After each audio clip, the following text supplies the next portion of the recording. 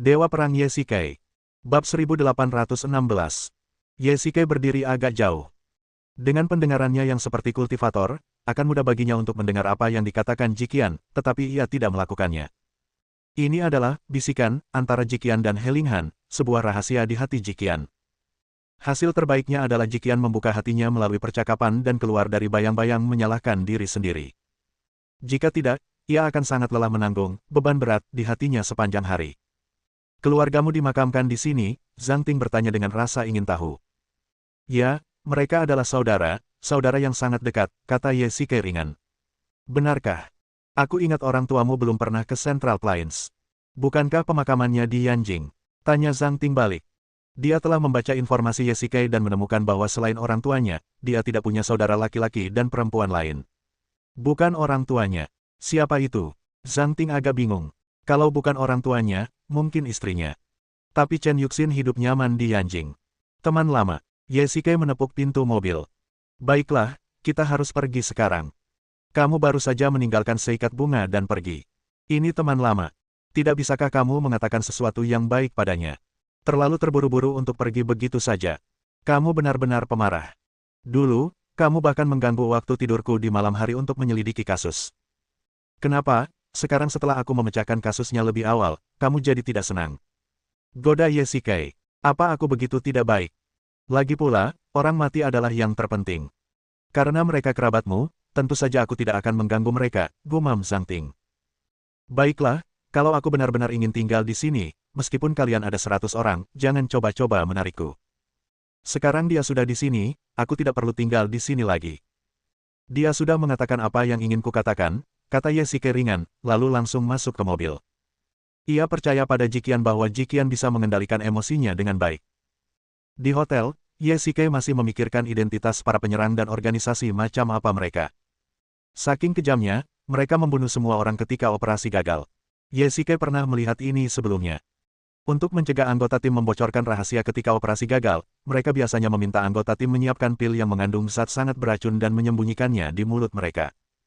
Setelah operasi gagal, mereka akan bunuh diri dengan meminum racun tersebut. Namun, untuk mencegah anggota tim takut mati di saat-saat terakhir, mereka akan memiliki asuransi ganda, yaitu setiap orang membawa bom waktu dan meledakkannya dari jarak jauh. Setelah operasi gagal, semua orang akan terbunuh. Kapsul khusus ini bekerja dengan cara yang sama. Melalui cara tertentu, orang lain dapat mengendalikannya dari jarak jauh, dan racunnya langsung keluar dari kapsul, membunuh orang tersebut seketika. Ledakan, ledakan, ledakan. Siapa itu? Ye Shikai membuka pintu dan orang yang datang bukanlah Zhang Ting, juga bukan Feng Ling, melainkan Jiqian. Kau di sini, masuklah. Ye Shikai sudah menduga Jiqian akan datang menemuinya, jadi ia tidak terkejut. Ia tidak memberitahu Jiqian hotel tempat ia menginap, tetapi dengan kemampuan Jiqian, ia bisa mengetahuinya kapan saja. Bagaimana? Kau sudah bicara di depan makam Linger sepanjang sore. Seharusnya kau sudah melupakannya, kata Ye Shikai ringan dan menuangkan secangkir teh untuk Jiqian. Apakah kamu masih menyelidiki kasus ini? Jiqian tidak menjawab, seolah-olah dia menghindari pertanyaan itu, dan Ye Shikai tidak bertanya lebih lanjut. Ya, apa yang terjadi baru-baru ini terlalu mendadak. Ye Shikai memberitahu Jiqian tentang serangan terhadapnya, terutama detailnya. Dia menjelaskannya dengan sangat jelas. Jiqian sangat teliti dan mungkin bisa membantunya. Ada penyerang. Sepertinya masalahnya jauh dari sederhana. Jiqian tampak serius. Ini bukan kasus sederhana.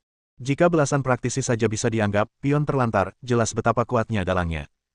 Mengapa orang sekuat itu mau menyerang para pengemis dan pemulung itu? Kalau tidak, lebih baik kau tidak peduli dengan kasus ini.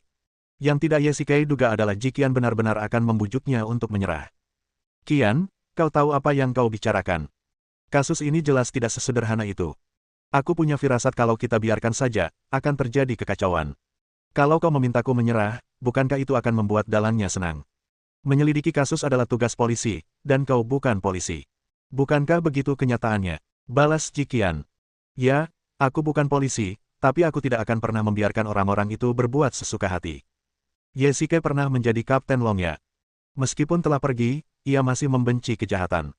Aku punya firasat kalau kau terus menyelidiki kasus ini, kau mungkin akan mendapat masalah besar. Kau sudah punya istri dan anak yang belum lahir. Apa kau mau Chen Yuxin ikut khawatir? Jiqian berdiri dan berkata dengan keras, dan aku, kalau terjadi sesuatu padamu, aku akan sangat khawatir. Jadi karena alasan ini, gumam Ye Shikai. Ia mengerti mengapa Jikian menghentikannya menyelidiki kasus ini. Sejujurnya, ia cukup lega. Kata-kata Jikian juga sangat objektif. Kasus ini sudah melibatkan terlalu banyak hal. Dengan kata lain, apa yang mereka ketahui sekarang mungkin hanyalah puncak gunung es. Apa yang tidak dapat mereka lihat jauh lebih mengerikan daripada kasus itu sendiri. Jika kasus ini tidak diselidiki, Ye Shikai tentu saja tidak akan terlibat. Dia hanya membantu dari samping. Paling-paling dia akan dibenci oleh Zhang Ting. Namun, jika kasusnya melibatkan para kultivator, Zhang Ting dan yang lainnya mungkin tidak dapat menanganinya sendiri, jadi mereka harus mencari bantuan. Qian, aku harus segera kembali ke Yanjing. Baiklah, aku akan kembali bersamamu. Badan Keamanan Nasional. Tuan Ye, saya sudah lama tidak bertemu Anda. Kemana saja Anda akhir-akhir ini? Tianjing memberikan segelas air kepada Ye Shikai. Sudah lama sejak terakhir kali ia datang ke Biro Keamanan Nasional. Sejak kasus Motman berakhir, ia dan Tianjing tidak pernah berhubungan lagi. Ceritanya panjang. Ye Shikai langsung ke intinya dan berkata, saya menemukan beberapa hal baru-baru ini. Saya rasa ini pasti kasus besar. Baru kemarin, saya bertemu sekelompok praktisi saat menyelidiki sebuah kasus. Ye Shikai menyerahkan informasi terpadu kepada Tianjing dan menceritakan kembali kejadian tersebut. Karena ada praktisi yang terlibat, membiarkan Biro Keamanan Nasional mengambil alih adalah pilihan terbaik. Baiklah, aku akan meminta Feng Huang untuk segera pergi ke kota Zongyuan untuk menyelidiki. Jika memang benar seperti yang kau katakan, ini bukan masalah kecil. Meskipun Tianjing dan Ye Shikai tidak saling menyukai, ia sangat percaya pada kemampuan Ye Shikai. Kasus ini pasti akan merepotkan. Juga, aku perlu menemukan kapsul. Ye Shikai menyerahkan selembar informasi. Tianjing melihatnya dengan saksama, dan tatapan aneh melintas di matanya. Yah, polisi biasa mungkin tidak pernah melihat ini, tapi Anda pasti pernah mendengar tentang kapsul semacam ini. Tentu saja, sebenarnya biro itu sudah punya kapsul semacam itu, tapi sudah disegel. Bab 1817. Ye Shikai sudah mengantisipasi hal ini. Ada banyak hal rahasia di Biro Keamanan Nasional, bukan hanya informasi, tetapi tentu saja ada juga banyak teknologi hitam. Biro Keamanan Nasional memiliki kapsul semacam ini dalam informasi yang disampaikan Ye Shikai, tetapi selalu disegel dan jarang dibawa keluar untuk penelitian. Saat itu, semua orang dalam kelompok itu meninggal mendadak karena keracunan. Tidak ada sianida yang terdeteksi di mulut mereka, hanya residu di perut. Saya rasa hanya kapsul semacam ini yang bisa menyebabkan hal itu, analisis Ye Shikai. Kau benar. Meskipun benda ini memiliki beberapa konten teknis, itu bukan barang yang canggih. Beberapa organisasi pembunuh di luar negeri sering menggunakan benda semacam ini. Kau seharusnya lebih tahu tentang ini daripada aku, Tianjing bertanya balik. Memang benar, tapi kalaupun kau mendapatkan benda ini, sulit untuk menirunya. Dengan kata lain, perlu mengurangi satu. Lagi pula, mereka hampir tidak pernah menjual kapsul semacam ini, jadi jumlahnya tidak banyak di Tiongkok. Ye Shikai melanjutkan, tapi sekelompok orang ini, bahkan seorang kultivator tahap luar tubuh sekalipun, telah mengambil kapsul khusus ini. Aku curiga organisasi di balik ini punya banyak kapsul seperti ini. Arti kata-kata Ye Shikai sangat jelas. Kapsul semacam ini langka di Tiongkok, tetapi organisasi ini memilikinya dalam jumlah yang sangat banyak. Bagaimana mereka mendapatkannya? Dengan mencari sumber kapsul ke arah ini, mereka dapat mengikuti petunjuk dan menemukan organisasi ini. Jika mereka dapat membasminya sepenuhnya, maka kasus-kasus ini secara alami akan terpecahkan. Aku akan menyuruh seseorang menyelidikinya. Tak lama lagi kita akan mendapatkan jawabannya. Tianjing mengangguk sebagai jawaban. Bagus sekali. Kalau kita bisa mendapatkan dukungan dari Biro Keamanan Nasional, saya rasa kasus ini akan berjalan jauh lebih lancar. Kalau tidak, akan sulit menyelesaikan kasus ini hanya dengan polisi. Jangan khawatir, tim saya dan saya akan melakukan yang terbaik. Baiklah, kalian bertindak cepat. Aku sudah berjanji pada Zhang Ting untuk menyelidiki kasus ini, dan aku akan melanjutkannya. Lagi pula, aku sudah membuat beberapa kemajuan. Aku akan segera kembali ke kota Zongyuan. Ye Shikai berdiri dan hendak pergi, tetapi dihentikan oleh Tianjing. Tuan Ye, mohon tunggu sebentar, kata Tianjing tiba-tiba. Ada lagi. Saya juga sangat mementingkan kasus ini. Kita sudah berpengalaman bekerja sama sebelumnya, dan kali ini kita juga punya tujuan yang sama. Saya pikir, kita bisa bekerja sama lagi, kan? Tianjing mengundang Ye Shikai untuk bekerja sama. Ia bisa mengerti bahwa, secara pribadi, akan sangat menyenangkan memiliki seorang master di periode fusi sebagai mitra. Tianjing, jangan bertele-tele. Aku bukan lagi Hades, dan semua pasukan istana Hades telah meninggalkan Yanjing. Aku hanyalah seorang pria kesepian. Deskripsi Ye Shikai sangat deskriptif. Saat ini, ia bahkan tidak memiliki pengawal rahasia di sekitarnya, tetapi ia memiliki lebih banyak orang dari keluarga Chen. Mereka ada di sana untuk melindunginya dan juga mengawasinya. Kenapa? Yang kuinginkan adalah bekerja sama dengan Tuan Ye, bukan dengan Istana Dunia Bawah. Selama Tuan Ye bersedia membantu, kupikir kasus ini bisa jauh lebih mudah. Baiklah, karena aku setuju untuk bekerja sama, kau, sebagai pengundang, setidaknya harus menunjukkan ketulusan. Meskipun aku tahu tentang kapsul semacam itu, aku belum pernah melihatnya sebelumnya. Apa kau tidak punya di sini? Keluarkan dan biarkan aku melihatnya. Baiklah, kalau hanya untuk melihatnya saja, aku bisa menyetujuinya. Menantu, karena kamu sudah kembali ke Yanjing, sebaiknya kamu kembali ke rumahmu dulu. Begitu Ye Shikai meninggalkan pintu Biro Keamanan Nasional, dia dihentikan oleh Feng Ling. Saya kembali ke Yanjing kali ini untuk mencari informasi di Biro Keamanan Nasional, bukan untuk pulang. Tolong minggir. Ye Shikai berjalan melewati Feng Ling dan hendak membuka pintu mobil, tetapi Feng Ling menendang pintu dengan tendangan samping, mencegahnya membukanya. Tuan, mohon pikir-pikir dulu, kata Feng Ling dingin. Feng Ling, apa sebenarnya maksudmu? Sebaiknya kau langsung saja memberitahuku. Ye Shikai sedikit kesal. Tak masalah jika Feng Ling mengawasinya, tapi sekarang ia menghalanginya dengan segala cara. Ini niatnya atau niatmu? Kalau ini perintahnya, aku bisa langsung menghubunginya untuk menjelaskan situasinya. Ini bukan perintah Tuan. Feng Ling melanjutkan, sebagai bawahan, saya harap Anda bisa memahami niat baik Tuan. Beliau telah memberikan sedikit kelonggaran, tetapi demi hubungan kita, mohon pahami Tuan. Terlepas dari apakah kasus ini kasus orang hilang biasa atau ada organisasi besar praktisi di balik layar, semua ini adalah urusan kepolisian dan Biro Keamanan Nasional. Anda harus kembali ke kediaman dan tinggal bersama Tuan. Sejak kapan aku butuh bawahan untuk ikut campur dalam urusanku? Feng Ling, jangan lupa kau punya darah saudara-saudaraku di Istana Dunia Bawah. Kau pikir aku tidak tahu itu? Kalau kau membuatku marah, aku tidak keberatan membunuhmu di tempat dan menggunakan tubuhmu untuk berkorban demi saudara-saudaraku. Ye Shikai menundukkan kepalanya dan berbisik di telinganya. Nadanya dingin, tetapi penuh dengan niat membunuh. Hidupku tidak berarti apa-apa, tapi aku tetap berharap kau bisa memahami maksud gurumu. Ye Shikai mengabaikannya dan masuk ke mobil lalu pergi. Feng Ling sebenarnya berbicara tentang cinta antara suami dan istri. Jika Chen Yuxin benar-benar mengerti arti dari 4 kata ini, bagaimana mungkin dia bisa melukainya berkali-kali sebelumnya? Ye Shikai kini dikepung oleh orang-orang dari agensi bayangan. Belum lagi, 4 mobil di belakangnya penuh dengan anggota agensi bayangan. Ye Shikai hendak meninggalkan Yanjing menuju kota Zongyuan, dan mengambil jalan tol tentu saja merupakan cara tercepat, tetapi ia tiba-tiba memutar balik mobilnya dan melaju masuk ke dalam kota. Saat itu tengah hari, dan kota Yanjing penuh dengan mobil, yang pada dasarnya berhenti dan berjalan. Ye Shikai memanfaatkan situasi ini dan tiba-tiba memacu mobilnya ke sebuah gang. Mobil-mobil yang mengikuti di belakang tidak sempat bereaksi, dan saat mereka bereaksi, semuanya sudah terlambat. Banyak sekali mobil yang menghalangi jalan mereka. Entah mereka memacu mobil mereka untuk menabrak mereka, atau mereka hanya bisa keluar dari mobil dan berjalan untuk mengejar. Dengan kemampuan mengemudi serendah itu, kau masih berani mengikutiku. Ye Shikai tersenyum bangga, berbelok beberapa kali di gang, lalu keluar dari ujung yang lain. Ia harus segera bergegas ke kota Zongyuan. Zhang Ting masih menunggu di sana. Kota Zongyuan. Zhang Ting sangat tertekan saat itu. Ye Shikai pergi tanpa pamit. Saat mereka bertemu nanti, dia pasti akan memberinya pelajaran. Setengah jam kemudian. Hei, apa yang kamu lakukan di Yanjing saat ini?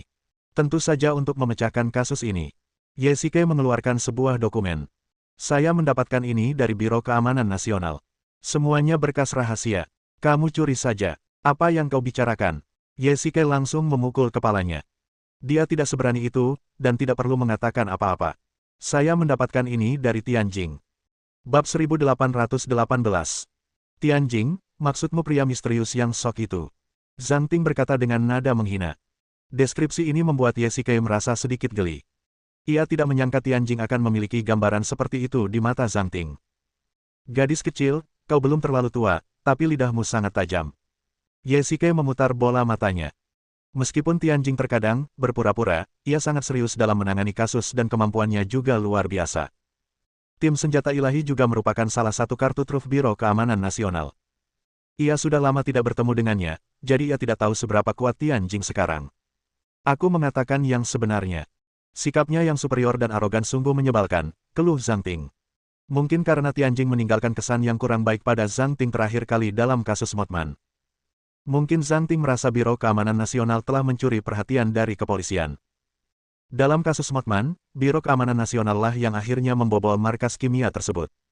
Tapi tidak ada yang salah dengan itu. Kasus Motman melibatkan terlalu banyak aspek, dan banyak isinya masih dirahasiakan dan disimpan di arsip Biro Keamanan Nasional. Dibandingkan dengan kantor polisi, Biro Keamanan Nasional memang lebih cocok untuk tugas ini, dan Zhang Ting sangat ambisius, jadi wajar saja jika ia tidak senang. Saya khawatir Anda akan mengatakan hal yang sama kepada siapapun yang mencuri perhatian Anda. Oke, berhentilah membicarakan hal-hal tak berguna itu dan lanjutkan penyelidikan kasus ini. Karena informasi ini milik Biro Keamanan Nasional, pasti sangat berguna. Apakah kamu masih ingat kapsul yang kusebutkan terakhir kali?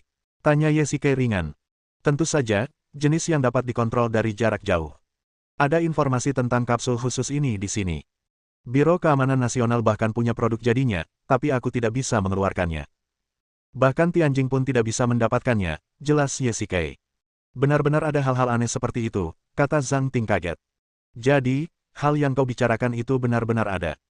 Aku sudah bicara lama dengan polisi terakhir kali, tapi ternyata kamu tidak percaya sama sekali. Kukira kau sedang menyombongkan diri. Lagi pula, hal seperti ini tidak semudah itu dibuat. Tianjing bilang kapsul semacam ini langka di Tiongkok, jadi wajar kalau kau belum pernah melihatnya. Tapi justru karena kapsul semacam ini langka, kapsul ini bisa membantu memecahkan kasus ini, kata Yesike ringan. Hei, apa kau bodoh? Bagaimana kau bisa memecahkan kasus ini kalau kasusnya sangat jarang? Balas Zhang Ting. Pantas saja ketuamu memintamu untuk mengikutiku. Memecahkan kasus tidak bergantung pada anggota tubuhmu, melainkan di sini.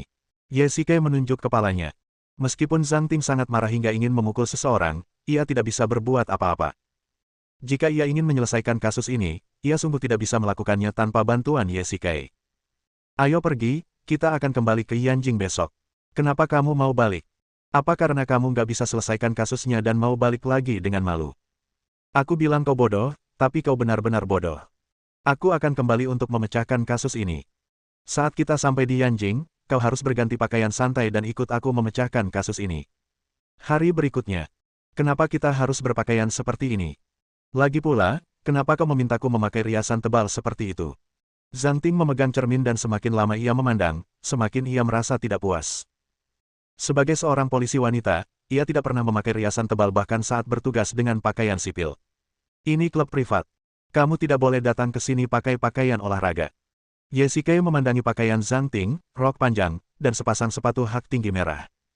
Dia belum pernah berpakaian seperti ini sebelumnya. Ini lebih melelahkan daripada latihan fisik. Yesike juga mengenakan setelan rapi, dan dia memeluk lengan Zhang Ting dengan penuh kasih sayang. Hei, apa yang ingin kau lakukan? Apa kau mencoba memanfaatkanku? Zhang Ting secara naluriah menolak. Ia belum pernah merasakan pelukan intim seperti itu, jadi wajar saja ia merasa jijik. Siapa yang mau memanfaatkanmu?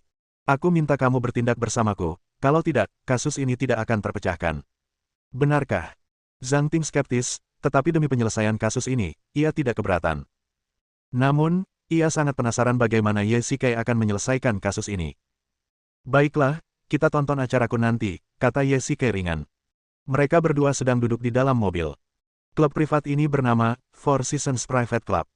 Banyak pengusaha kaya di Yanjing menjadi anggotanya. Terakhir kali Yesike datang ke sini, dia datang bersama Su Qingyu. Kenapa kita masih di sini? Kita tidak mau masuk, tanya Zhang Ting penasaran. Del, apa yang kamu tunggu? Tunggu seseorang.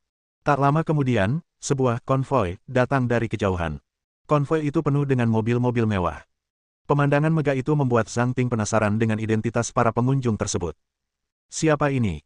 Ini masalah besar. Aku nggak ngangka dia masih kayak gini. Oke, ayo kita pergi menemuinya. 10 menit kemudian. Kamu menghilang beberapa waktu lalu. Apa kamu pergi keluar untuk bersenang-senang? Yesike menatap wanita cantik di depannya dan tersenyum getir. Meskipun Luo Shiki masih bercanda, ia tampak jauh lebih lesu. Su Qingyu berkata bahwa selama Yesike menghilang, Luo Shiki telah mencarinya dan bahkan mengabaikan urusan kelompok. Ia baru merasa lega ketika mendengar kabar bahwa Yesike telah kembali. Namun, Zhang Ting sangat membenci Luo Shiki. Identitas mereka bertolak belakang, bagaikan air dan api. Awalnya ia ingin mengutuk Luo Shiki, tetapi karena Yesike ada di sana dan ia ingin menyelesaikan kasus ini, ia pun menahannya. Aku malu mengatakan bahwa kita sudah lama tidak bertemu, tapi sekarang setelah kita bertemu, aku punya sesuatu untuk diminta darimu, kata Ye Shikai sambil tersenyum kecut. Tidak masalah. Kalau kamu mau masuk ke klub privat ini, aku cuma butuh sepatah kata saja. Aku datang ke sini untuk menyelesaikan kasus ini, tetapi beberapa operasi masih membutuhkan bantuanmu, dan aku tidak ingin terlalu mencolok, kata Ye Shikai ringan. Aku mengerti. Tak seorang pun di luar akan tahu apa yang terjadi di klub pribadi ini malam ini, bahkan jika kau membunuh seseorang di sini. Jangan khawatir, dia tidak sekejam itu. Dia hanya meminta petunjuk untuk memecahkan kasus ini. Jadi, kau ingin menangkap seseorang. Zhang Ting melirik Zhang Ting di sebelahnya dan tersenyum licik. Hampir tepat. Kalau pihak lain mau bekerja sama, aku tak perlu melakukan apapun. Oke. Luo Shiki melambaikan tangannya, dan orang-orang di sekitarnya langsung mengerti dan berdiri di pintu keluar klub bersama anak buah mereka. Terima kasih. Ye Shikai berbalik dan pergi, membawa beberapa kroni Luo Shiki ke dalam klub. Zhang Ting ingin mengikutinya, tetapi dihentikan oleh Luo Shiki. Apa maksudmu? Zhang Ting selalu tidak menyukai Luo Shiki, dan sekarang dia semakin tidak menyukainya. Petugas Zhang, saya sarankan Anda tetap di sini, kata Luo Shiki dengan tenang. Kenapa aku harus mendengarkanmu? Lagi pula, akulah yang bertanggung jawab menyelidiki kasus ini. Zhang Ting semakin kesal mendengarnya. Semakin Luo Shiki mengatakannya, semakin kesal pula dia. Terkadang, impulsivitas dapat berakibat buruk. Saya rasa Anda juga berharap dapat menyelesaikan kasus ini secepat mungkin. Bab 1819. Melakukan hal baik dengan niat buruk bukanlah hal yang baik. Petugas Zhang seharusnya memiliki pemahaman yang jelas tentang pentingnya menyelesaikan kasus dan memuaskan amarah. Luo Shiki bukanlah wanita biasa. Ia mampu mengendalikan dunia bawah tanah Yanjing dan telah membangun industri sebesar itu. Tidaklah berlebihan jika ia digambarkan sangat licik. Meskipun Zhang Ting memiliki rasa keadilan yang kuat, dalam hal kebijaksanaan, 3 orang yang ia gabungkan tidak sebaik Luo Shiki. Jadi sekarang, betapapun marahnya Zhang Ting, ia hanya bisa menatap kosong. Tuan Luo, jangan sombong begitu. Kalau bukan karena memecahkan kasus ini, aku pasti sudah membuatmu membayarnya hari ini, gerutu Zhang Ting dingin. Baiklah, nak, jangan marah-marah begitu. Karena kamu sudah di sini, masuklah dan duduklah. Aku sudah menyiapkan beberapa camilan. Kamu pasti lapar malam ini, jadi kenapa tidak makan sesuatu? Kalau semuanya lancar, kurasa dia akan keluar setengah jam lagi. Luo Shiki tersenyum tipis. Tidak perlu, aku akan menunggunya di sini saja, lalu aku akan pergi. Jangan ganggu aku. Baiklah, di luar sedang berangin. Petugas Zhang, jangan masuk angin, kata Luo Shiki sambil tersenyum tipis. Saya baik-baik saja. Di sisi lain, Ye Shikai, bersama beberapa orang kepercayaan Luo Shiki, juga masuk ke dalam klub. Mereka memancarkan aura pembunuh dan kekerasan, dan orang-orang di sekitar menjaga jarak karena takut menjadi sasaran. Para penjaga keamanan klub ingin maju untuk menghentikan mereka, tetapi karena mereka adalah orang-orang Luo Shiki, mereka tidak berani menghentikan mereka dan terpaksa membiarkan mereka masuk. Beberapa dari kalian, pergi dan segel pintu di depan. Siapapun itu, jangan biarkan mereka meninggalkan gedung ini. Ya, kalian berempat, jongkok di balik jendela. Kalau ada yang lompat dari jendela, segera tangkap. Ya. Ye Shikai memerintahkan semua orang untuk memblokir semua pintu keluar dan memimpin selusin orang ke pintu sebuah ruangan. Sudah, dobrak pintunya, kata Ye Shikai ringan. Orang kepercayaan Luo Shiki segera melangkah maju dan menendang pintu hingga terbuka, dan semua orang bergegas masuk. Semuanya, jangan bergerak. Orang-orang kepercayaan ini semuanya adalah pengawal Luo Shiki. Mereka semua telah menerima pelatihan intensif dan mampu melawan 10 orang sekaligus. Tidak butuh waktu lama bagi mereka untuk mengurus semua orang di ruangan itu. Melihat ini, beberapa perempuan di ruangan itu berteriak keras, dan mulut mereka langsung ditutup.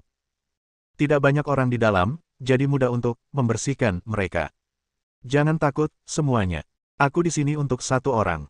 Ini tidak ada hubungannya dengan kalian. Kalian semua harus pergi. Bawa uang untuk menenangkan diri. Setelah kalian keluar, rahasiakan kejadian hari ini. Kalau tidak, kalian tahu akibatnya. Ya. Kami tidak akan pernah mengungkapkan sepatah kata pun.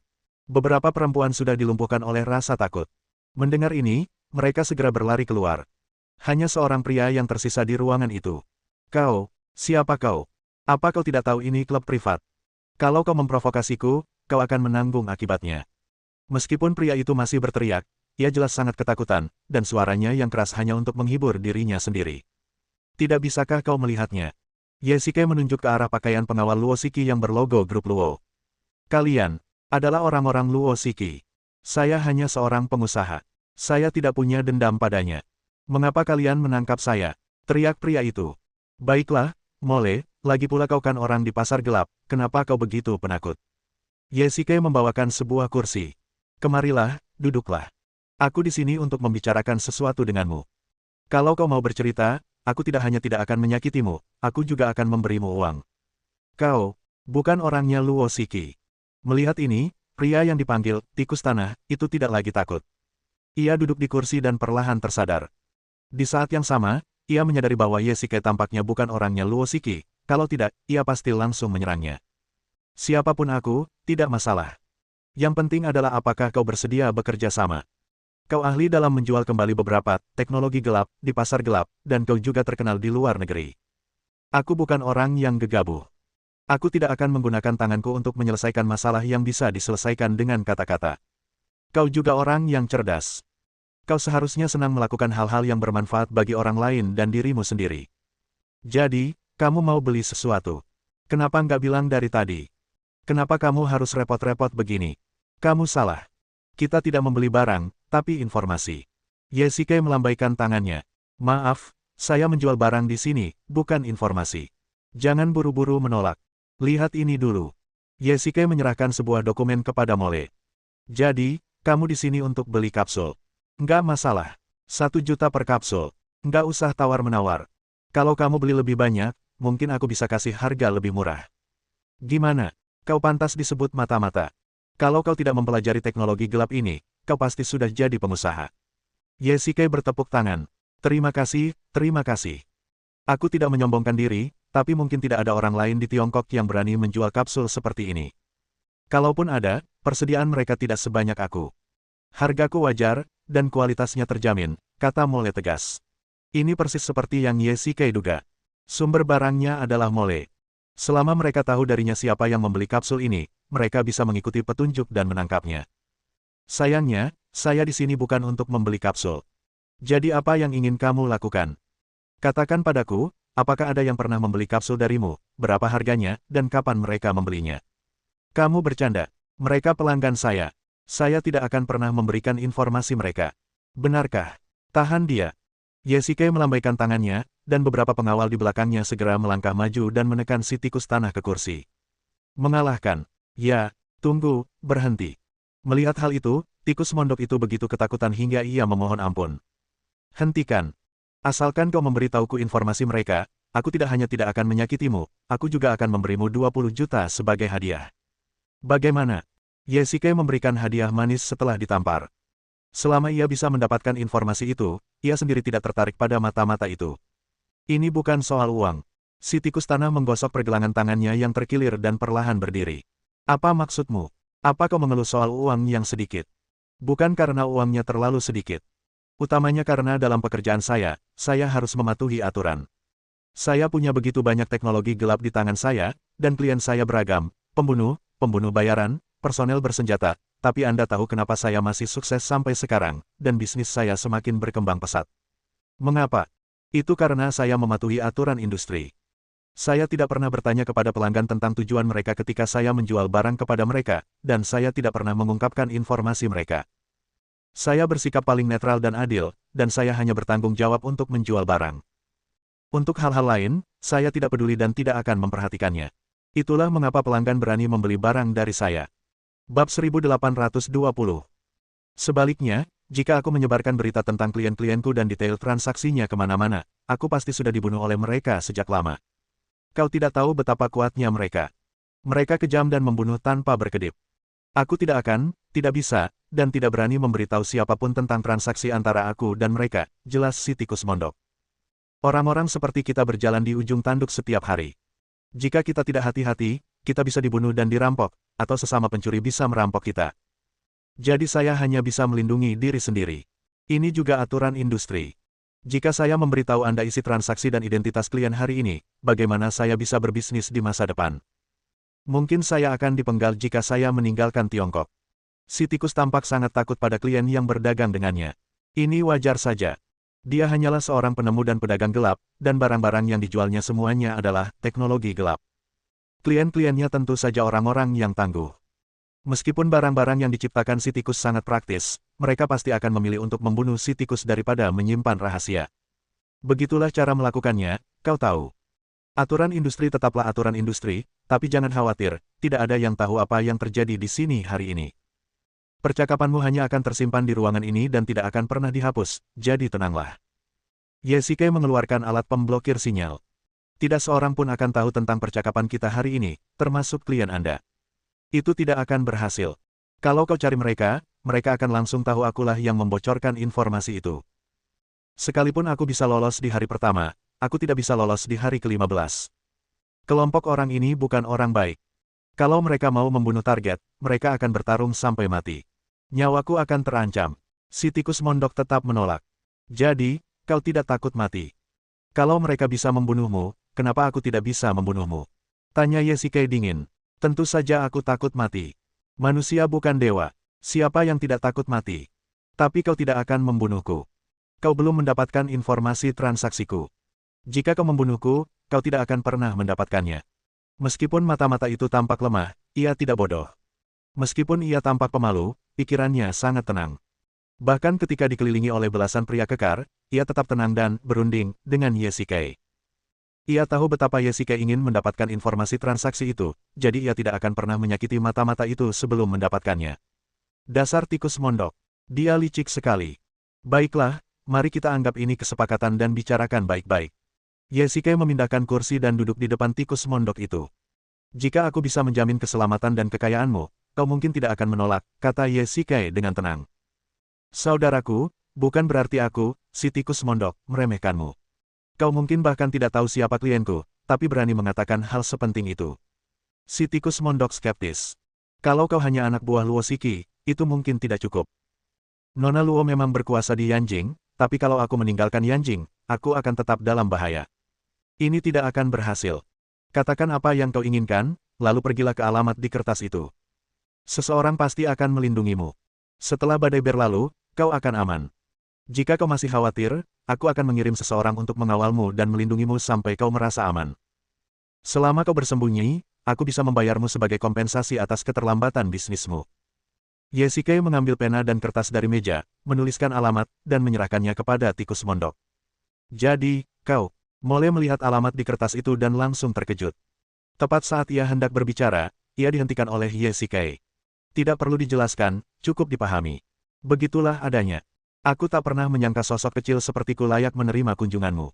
Setelah tikus tanah mengetahui identitas Yesike, ia bahkan mengubah cara menyapanya. Kau bukan orang kecil. Baiklah, aku sudah bicara banyak, kau harus memberiku jawaban, kata Yesike ringan.